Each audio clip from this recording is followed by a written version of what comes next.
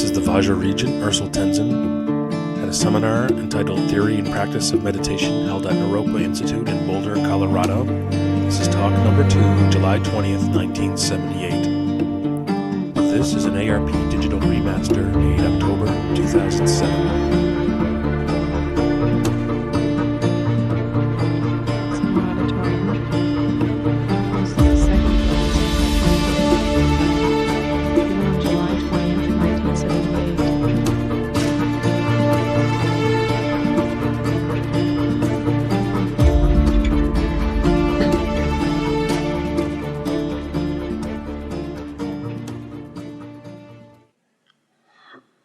The practice of Shamatha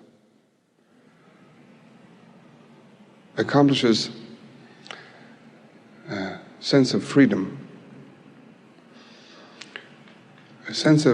from clutter, freedom from the continual whirlpool of our thought process and our sense of being continually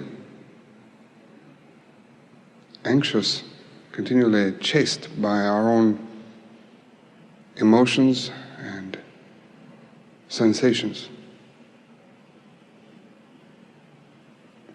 This sense of freedom is a kind of ventilation in our life, a feeling of good, fresh air. It is a freedom from the notion that we must continue in a confused way, continue our life in a confused state of being. That fresh air, that ventilation, through the practice of shamatha, brings about a sense of healthiness, wholesomeness, goodness.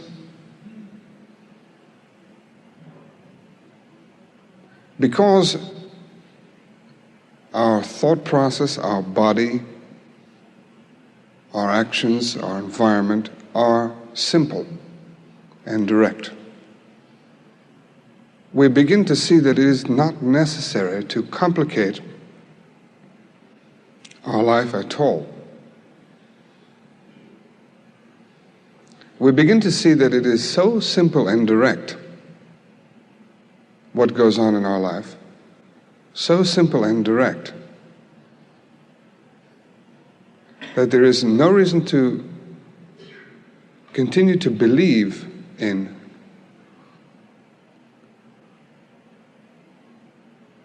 a fantasy of who we are and what we are.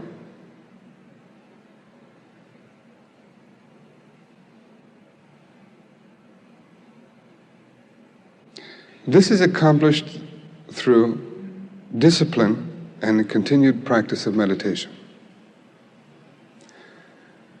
Dwelling in a state of peace, or shamatha, is recognizing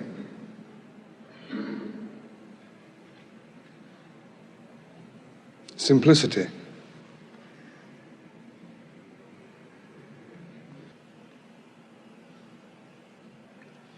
And as we have discussed earlier on, that simplicity is the realization that we do not have to invent anything at all.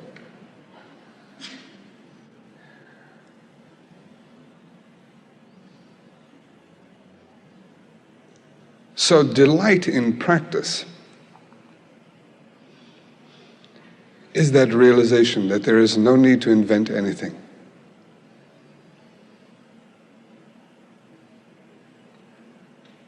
And shamatha practice brings about the bold statement, the bold realization, solid realization that things as they are simple and good and direct,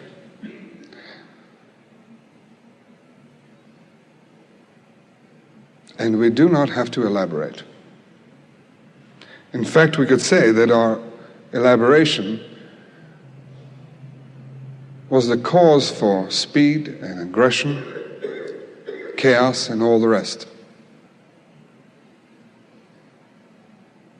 So delight begins to regenerate itself, expand itself. At first, when we practice meditation, we might feel that taking delight in practice is an artificial mode. And we have heard that delight is not an attitude. So how is this delight accomplished, or where does it come from? Delight and directness go hand in hand. Delight that we do not have to invent a sense of identity or a sense of complication, which is saying the same thing. And the more we practice, the more we understand this sense of a great simplicity, the more delight in practice becomes a continuous occurrence.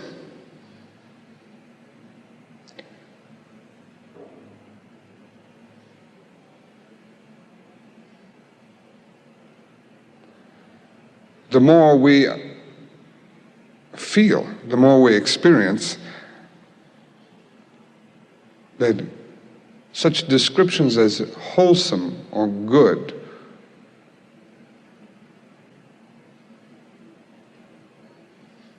are not invented particularly, but are simply what is. If we can have the discipline to allow that state of mind to be so. So we should say that delight in practice is not an invention, but on the other hand, we should also say that without discipline or effort, uncovering such delight is impossible. It's just simply somebody's dream.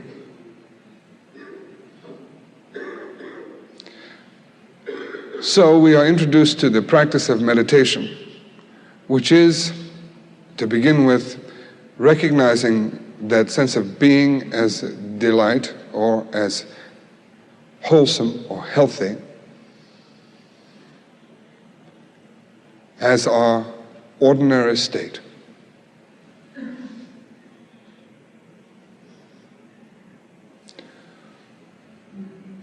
However, as we continue to practice, we naturally expand that sense of delight, that sense of goodness, beyond the limits of a simple shamatha technique, simple state of mind.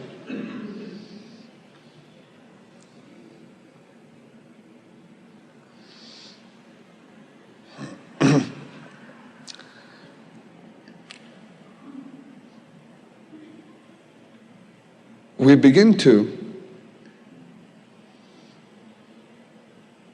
have a feeling of our world around our practice. Or I should say the world of our practice. Shamatha meditation is very simple and direct. Using the breathing technique, we begin to see that thoughts are thoughts, sensations are sensations. But there is, at this point, the possibility of becoming again claustrophobic in that situation.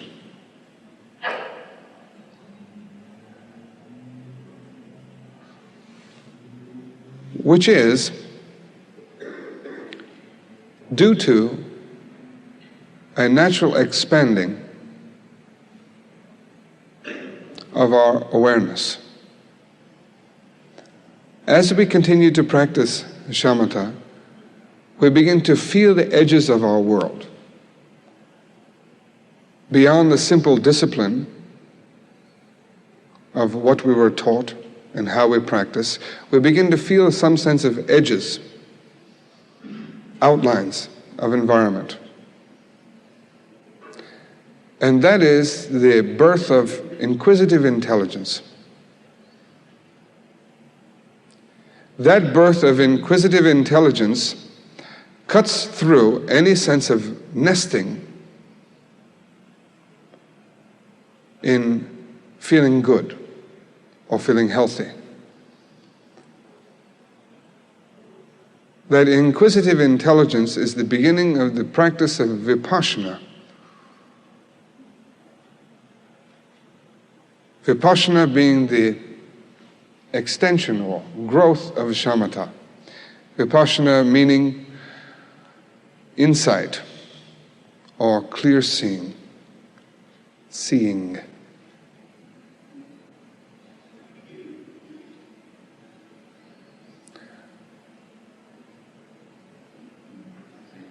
This clear seeing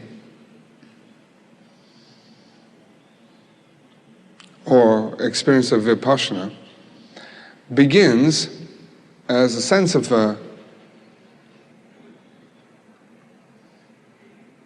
first recognizing that our thought process is not problematic. Beginning to relax with our thought process and our body and our sensations. Beginning to relax with that which occurs during our practice.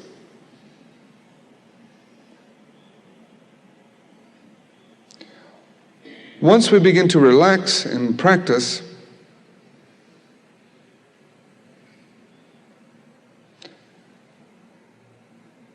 certain flashes of insight occur to us. At first we don't know how to handle it, thinking that it is thought, thinking, body, feeling.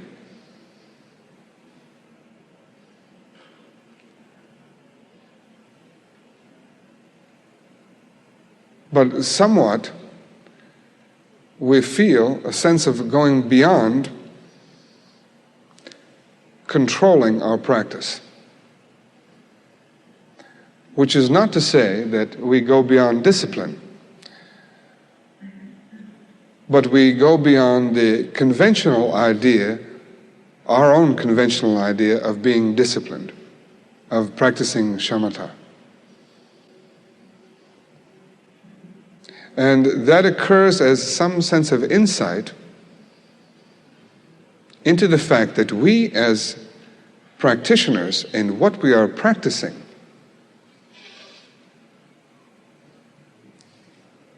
is in itself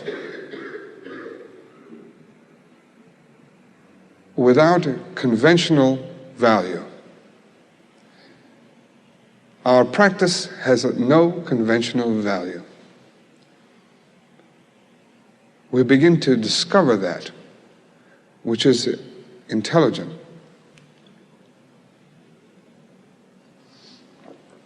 Hearing that there is no purpose to our practice is not enough. One has to actually experience it fully.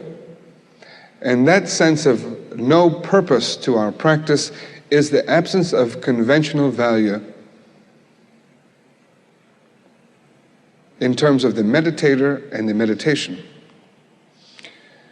And that absence of conventional value begins to spread so that we feel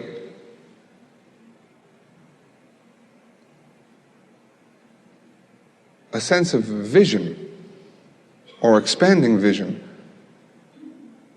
The room we are meditating in, our lives, our path as human beings, begins to become apparent.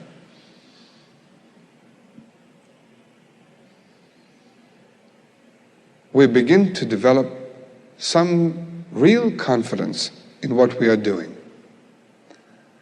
Why so? Real confidence because there is no conventional meaning. Therefore, we can actually develop intellect, inquisitive mind, without being afraid that that intellect is another trap.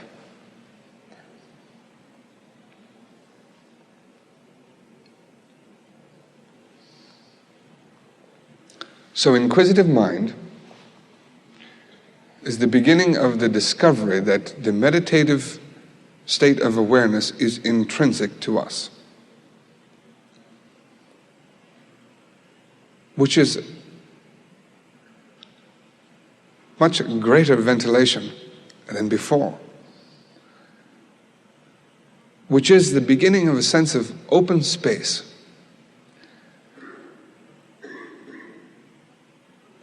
Freedom to be intelligent.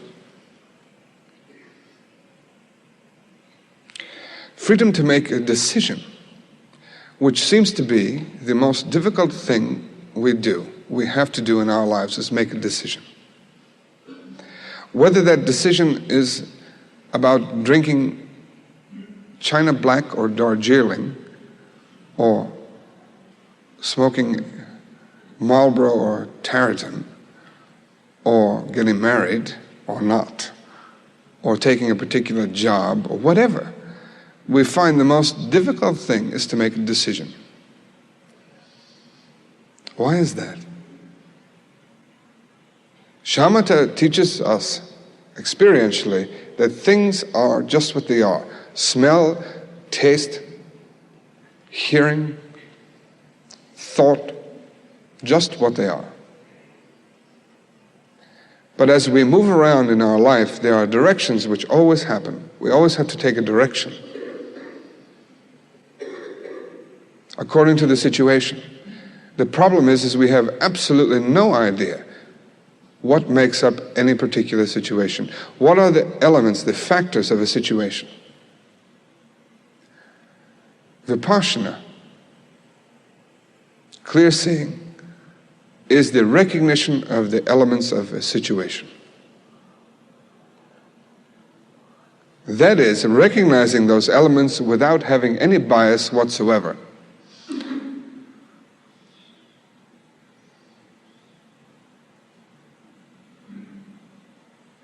Making a decision is a problem only when we are ignorant of the situation, the atmosphere, the environment. What makes up an atmosphere, an environment? Myself and the rest of it. What we learn from Shamatha is myself is very simple. Senses, body, thoughts. How about the rest of it? That comes along with the Vipassana practice. Expanding that directness of a Shamatha into the environment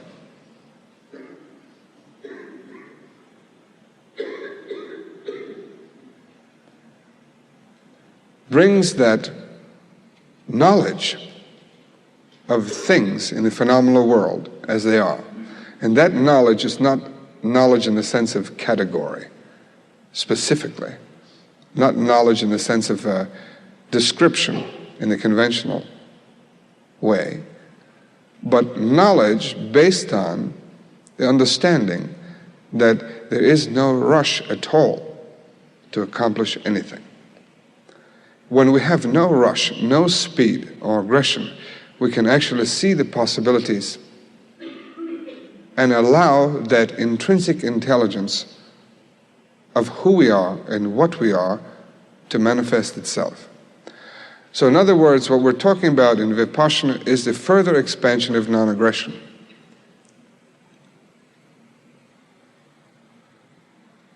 The practice of Vipassana is accompanied with a feeling of tentativeness.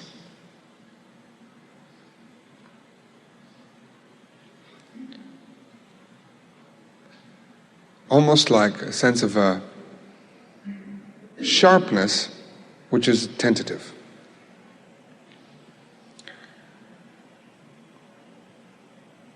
which again is that sense of inquisitive mind, sharp but tentative, open, spacious, no need to hurry. Because there is a basic wholesomeness through shamatha, therefore there is an expansiveness of mind and personal experience of confidence in one's practice. Being confident that we're not going to fall into a whirlpool of confusion again and again, because our practice is solid and our state of wholesomeness or goodness is solid, continuous and real. Therefore, we begin to expand, begin to look out. When we begin to expand, then insight happens by itself. And who we are, and what we are, is a matter of a continuous unfolding.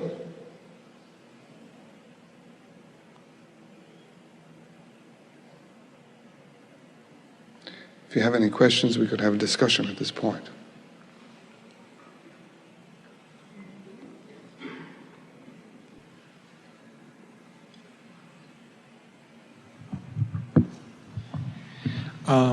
Concerning the sense of edges, which we begin to discover when practicing shamatha, is that some sense of limitation which we are feeling by being too involved with ourselves, and then begin to get worried about it, maybe, and inquisitive? Okay. Exactly. Precisely. You see, when you practice it very faithfully, you begin to feel healthy.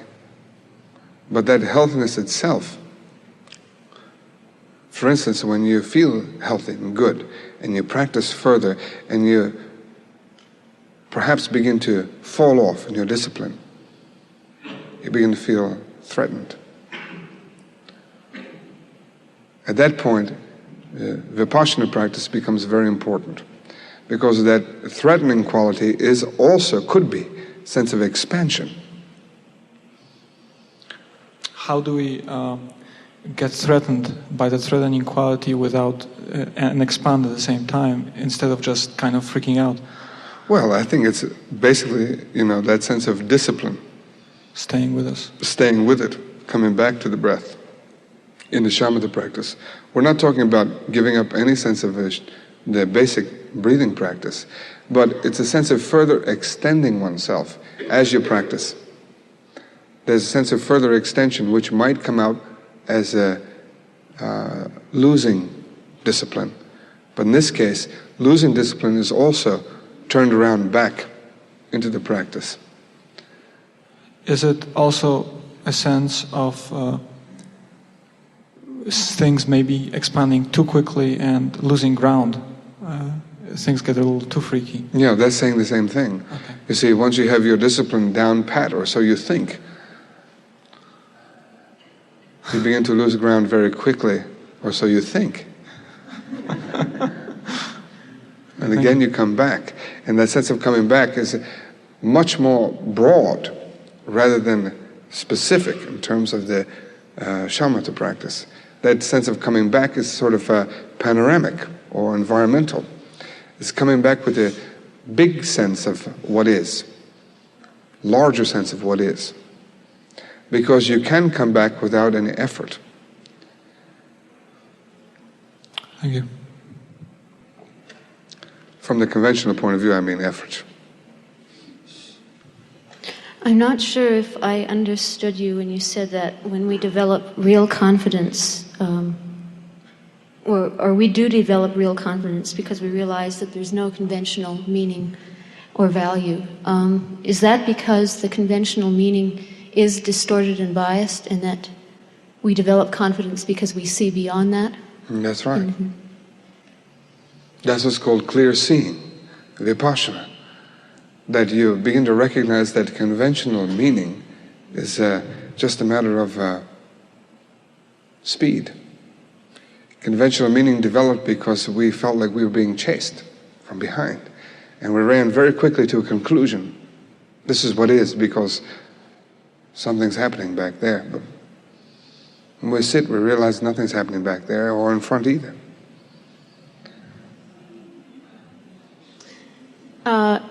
I'm in Carl Springer's class on a Buddhist approach to politics, and in that class he made the distinction between personal neurosis and cultural neurosis. Mm-hmm. And when you say that when our practice develops, we're not going to keep falling back into confusion, if the culture itself is neurotic, I guess I don't understand how we're going to avoid doing that as long as the culture is...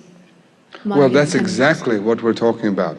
In some sense, Vipassana practice is cultural, in a way. We're talking about the sense of environment of our practice. The environment of our practice is this particular hall, in this particular town, in this particular world, this particular time. And we begin to see that all of that is a combination of factors which in themselves have no specific meaning other than what we attribute at each moment. So we begin to realize that there's no solid definition, what we call egolessness in Buddhism, which is tremendous ventilation, freedom at that point. We don't have to rush to condemn this particular architecture because it actually helps us to be here. Or this town, or this culture. What I'm saying is there's more space, spaciousness in our mind, in our attitude. Spaciousness. If we saw a picture of this place, said Naropa Institute this summer was being held and we had the conventional idea of it, yuck. It's green and red and this.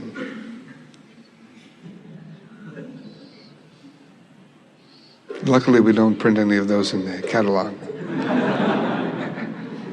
People sit first and then they appreciate.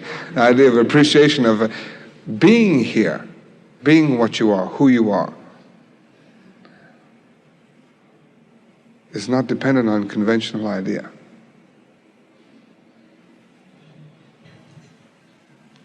You mentioned two words that caught my mind.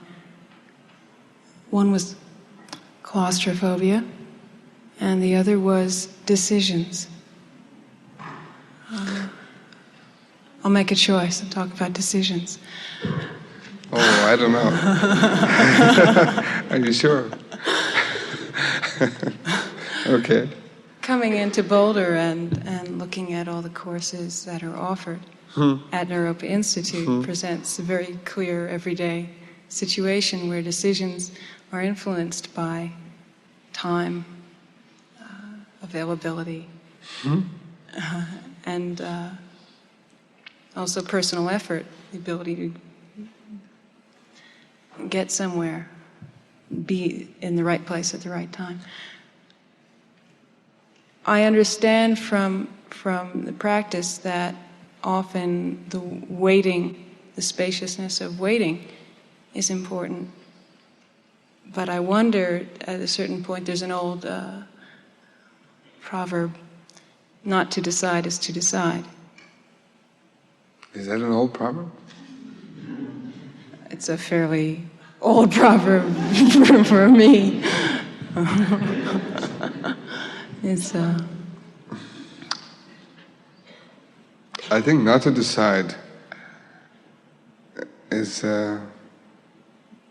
not true. You have to decide.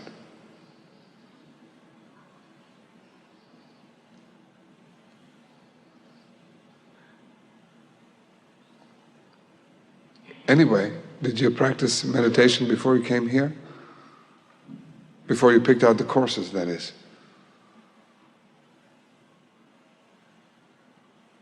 Yeah?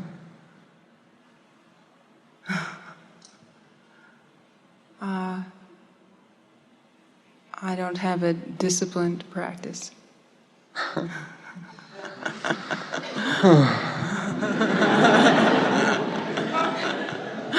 Thank you.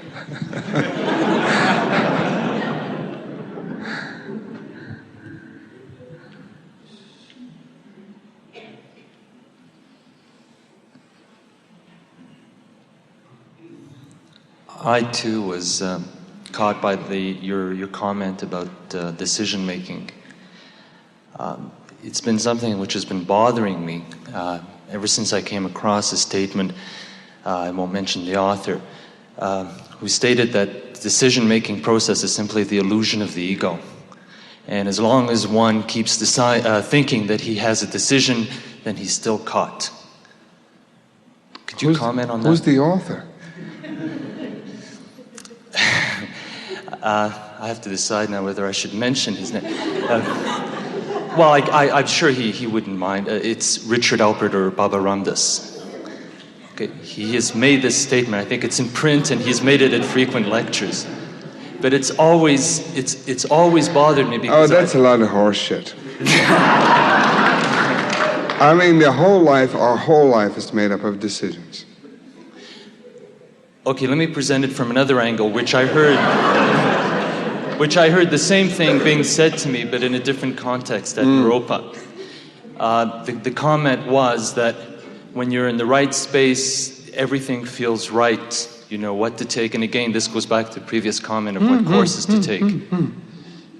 Well, that's what we're talking about. When you are... Well, you see, there's a little bit of language here we should actually get straight. Language is very important. You can actually say what you mean. If you say, when you are in the right space, then I take some question to that.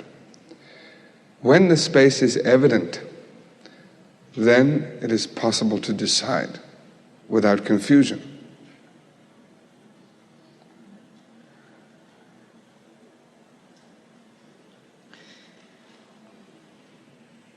Isn't decision-making based on a reference point? No. That's what I'm saying. When the space is evident, the space of a situation, the components of a situation make up the space of a situation. When mind is clear and precise, it knows all the facets by itself. So it's not a question of who's going to win and who's going to lose. It's a question of what is.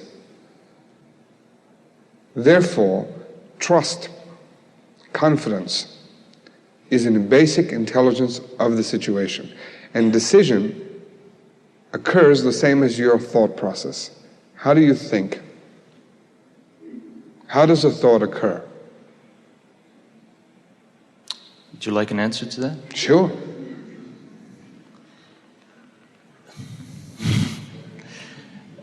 Words, language. How does a thought occur?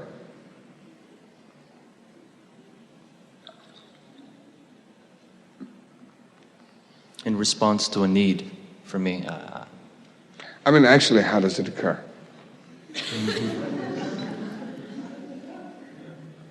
It does. I have no choice over it. It happens, I suppose. Exactly. Now,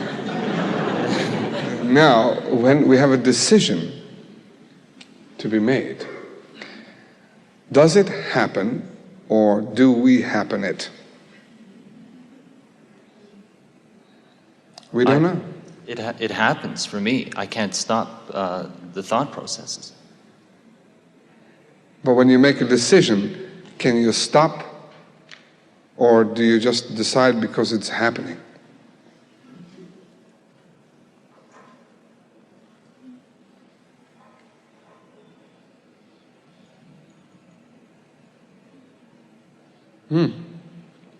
It's a very interesting point. Okay. Yeah, that's what we'd call a sense of a Vipashyana space. We don't make any declaration there about it happens because it's happening, or it happens because I happen to it. We don't do that, you see. Because we practice meditation, the intelligence in that situation can manifest itself. I'm tempted to say then the original statement was correct. It is an illusion to think that you do make decisions then. At a certain level, though, I would qualify that. Here we go, that's the decision then, huh? At a certain level, you qualified something. Yeah. You see, if you try to have allegiance conventionally to one side or the other, then we miss the real point of open space. Not to decide is to decide is not true. To decide is not to decide is not true. And all the rest of it is not true. But we'll get into that later on in this course. But the point here is that in a Vipassana practice, you begin to feel that conventional meaning in terms of decision is not the point. It's just not the point. The question and the heaviness about whether to go this way or that way is somewhat dissipated, dispersed into space through practice. Thank you.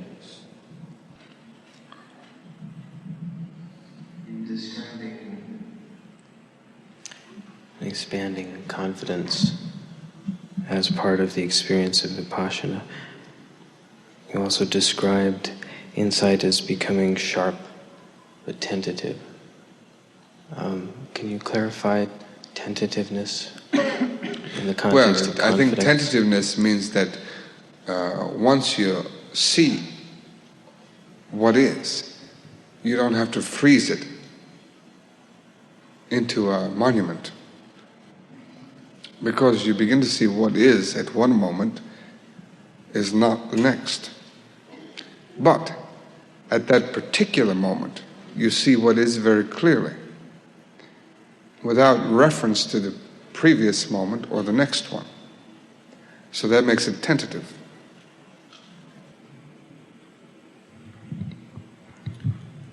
It seems as though a quality of that sharpness could be sarcasm or cynicism. And is it the tentativeness that cuts that as well? Mm-hmm. Sure, because then if you start to believe you are sarcasm, what happens? It becomes, again, a frozen world. So your intelligence might actually cut through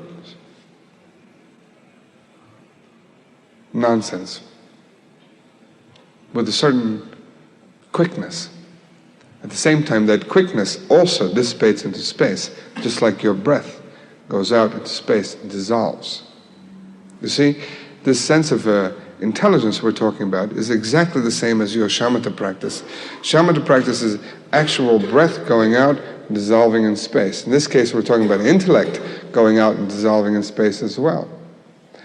If you say, yes, right, certainly, sir, also dissolves. But there may be something very accurate to that. Who's to listen? There's no monument. Ah, Tom, hello. Over there.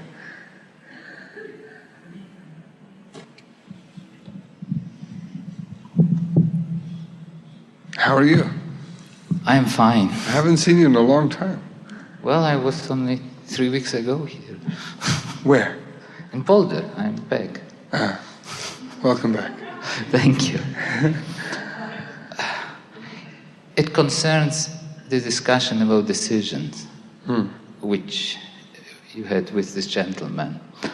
I had the reflection that there is a fundamental decision which one is making to see the situation.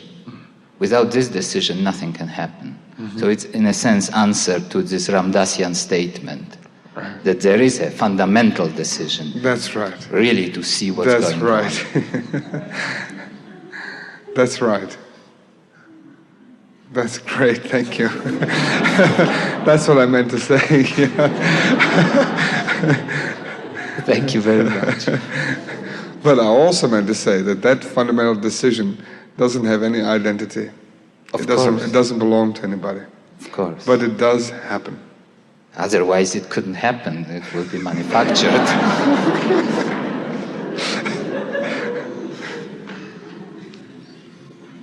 Glad to have you back here in Boulder. Thank you.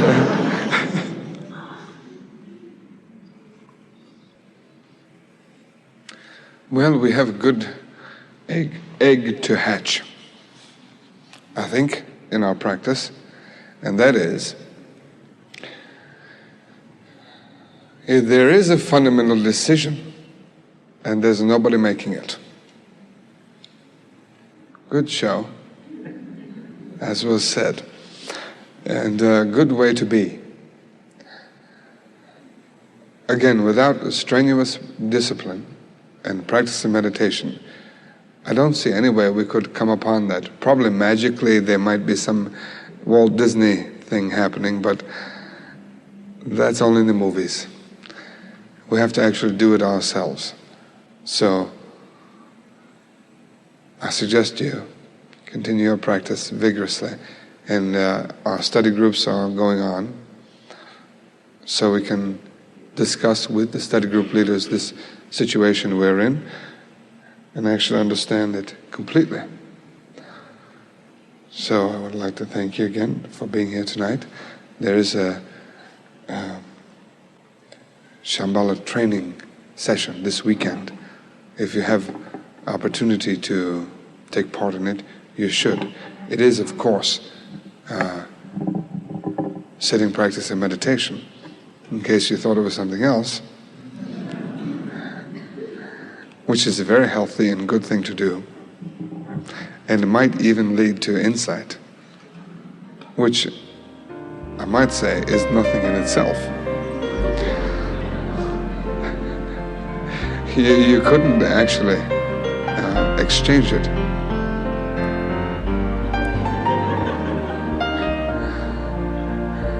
So, thank you very much, and good night. See you next week.